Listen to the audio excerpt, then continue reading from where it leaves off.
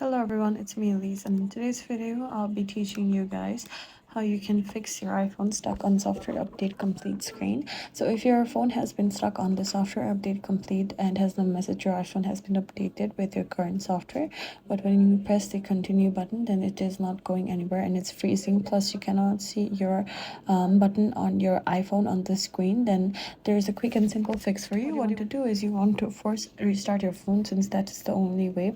And right now I do not have a software update on my phone, but if your phone is stuck on a software update then it will come all white. So what you want to do is you want to click on the top volume button on the left side of your phone when you're holding it upwards, and on the right side click on the power button. Just press and hold. It will take a while obviously since your phone is stuck on place, but if you keep on pressing it, then there will come a option of slide to power off.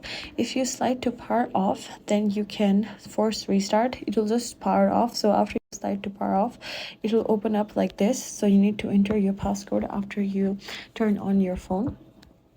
So type in your password and you'll be back on your screen like this. So you'll also be seen a Apple logo when your phone's restarting, but this is a good sign since your phone won't be stuck again. So this is it for this quick and easy tutorial. Thank you guys for watching this video. If you have any more questions or comments, leave it on the drop box below. Please be sure to like, comment, share, and subscribe. It's me, Elise, signing out. I'll see you in the next